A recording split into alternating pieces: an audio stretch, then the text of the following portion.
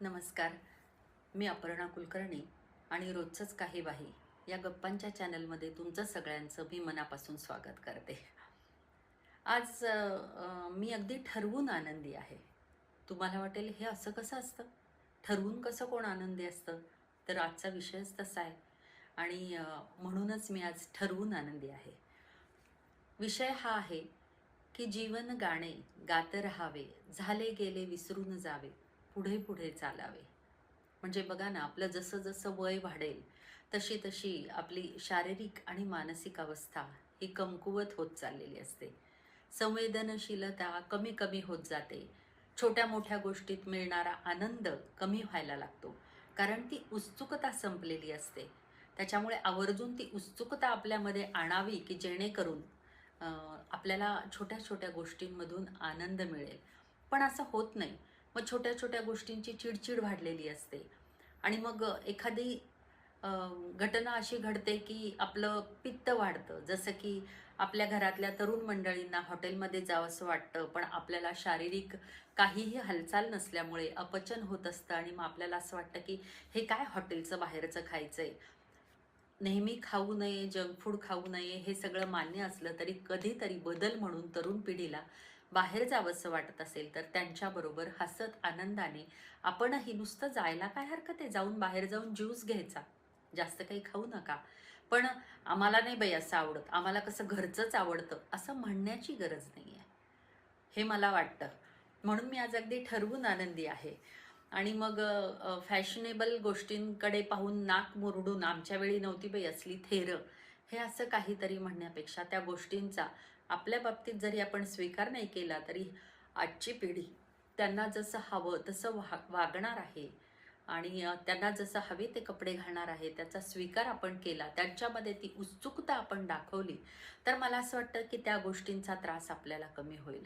आणि त्याच्यामुळे ती जी संवेदनशीलता आहे ना, ती वयानुसार कमी झालेली असते. बघा ना, आपल्याला पटकिनी कुठल्याही गोष्टीचं एखादी घटना घडली किंवा एखादी गोष्ट कळली तरी पटकिनी आपल्याला आनंद होत नाही किंवा पटकिनी दुःखही वाटत नाही. खूप तटस्थतेने गोष्टी, स्थितप्रज्ञतेने गोष्टी घ्यायची ही जी सवय लागलेली आहे आणि त्याच्यामुळे मला असं वाटतं की आयुष्यामधला आनंद थोडा थोडा हळूहळू कमी होत जातो. मग आपण सगळ्यांना नकोसी वाटतोय की काय, ही भावना बळावायला लागते आणि ती भावना जशी जशी बळावते तसा तसा तो त्रास अधिक वाढत जातो. पण आपण नकोसे का वाटू? का वाटणार? ह्याचा विचार एकदा आपण केला, की मग ह्या गोष्टींचा आपल्याला त्रास होणार नाही. मेहंदी काढतायत, मला हाताला लावायची नाही, ठीक आहे, मला सर्दी होते. पण तुम्ही कशी काढताय बघू बरं, असं म्हणून ती पाहिली आणि "अरे वाह! छान काढली की." असे जर कौतुकाचे 2 बोल सांगितले, तर आपण नकोसे नक्कीच वाटणार नाहीत. आता इतकं पाहायला, इतकं ऐकायला, इतक्या सगळ्या गोष्टी उपलब्ध असताना वेळेचं मी काय करू हा प्रश्न आपल्याला पडू न देता ह्या सगळ्या गोष्टींचा रसास्वाद आपण घेतला. गंध, स्पर्श, ह्या सगळ्या गोष्टी ज्या आपल्या अ, कमी कमी होत चाललेल्या आहेत की त्या गोष्टींवरती जाणीवपूर्वक आपण जर काम करायला सुरुवात केली तर ह्या सगळ्या आपल्या भावना मला असं वाटतं की प्रफुल्लित होतील, टवटवीत होतील आणि मग पुन्हा एकदा नव्याने आपण हे सगळं उत्सुकतेने आणि उत्साहाने करण्याचा प्रयत्न करू. माझ्या ओळखीमध्ये एक आहेत बरं का, वयाने अगदी 75 गाठलेली आहे. पण जगण्यातली उत्सुकता इतकी कायम आहे. मेनलँड चायनासारख्या ठिकाणी सुद्धा नातवंडांबरोबर ह्या आजी जातात आणि त्यांच्या बरोबरीने हक्का नूडल्स खातात. फक्त सांगताना सांगतात, "तुमचं ते मसालेदार नको बरं का, साधे नूडल्स मला सांगा." तर हा जो बदल स्वतःमध्ये करायचा असतो, हा जो स्वीकार करायचा असतो, मागचं सोडायचंच नाही, हे जरी मान्य असलं तरी मागचंही सोडायचं नाही, पण पुढच्यामधलंही थोडंफार आपल्याला घेता आलं तर ते घ्यावं. हे ज्याला जमेल ना, त्याला हे जीवन गाणं खूप सुरेलपणे गाता येईल, असं मला वाटतं. आणि म्हणून मी पण ठरवलेलं आहे, की उत्सुकतेनं जगायचं. ती जी निरागसता आहे, ती येणार तर नाही, कारण सगळ्या गोष्टींचा आपण अनुभव घेतल्यामुळे म्हणा किंवा आपल्याला अजून एक असतं, की इतके पावसाळे मी पाहिलेले आहेत आणि सगळं शहाणपण मला आलेलं आहे. तर असं नसतं बरं का. आजची जी पिढी आहे ना, ती इतकी हुशार आहे. त्यांच्यासाठी एक्सपोजर पण अर्थात एवढं आहे.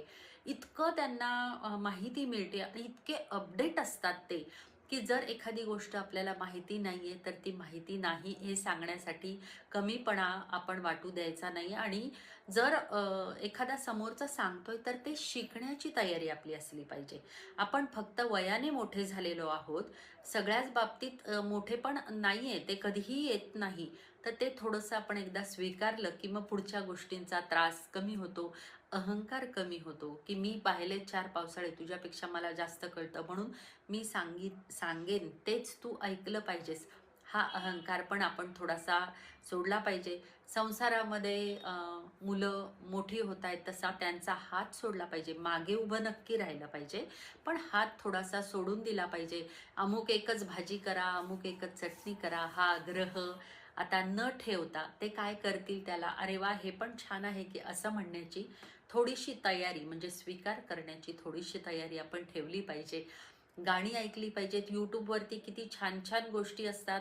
त्याच्यामध्ये आपण ऐकल्या पाहिजेत. माझ्या पण गप्पा ऐकल्या पाहिजेत आणि ह्या गप्पांमध्ये सहभागी सुद्धा झालं पाहिजे. आणि मग तुम्हाला वाटेल, की आपल्याला जेवढं वाटतंय तेवढं बोरिंग आयुष्य नक्कीच नाहीये. छान आहे. वेळ कसा घालवायचा हा प्रश्नही पडणार नाही. सगळ्यांशी हसतमुखाने गप्पा मारल्याने आपलाही वेळ छान जातो. समोरच्यालाही आपण नकोसे वाटत नाहीत, तर हवे-हवेसे वाटतो. आणि ही काळजी आपण नक्की घेतली पाहिजे. हा भाग तुम्हाला कसा वाटला मला नक्की सांगा. माझ्याशी गप्पा मारायला विसरू नका. माझं चॅनल सबस्क्राईब करायला विसरू नका. आणि हा भाग आवडला असेल तर लाईक नक्की करा. पुन्हा भेटू. यालच.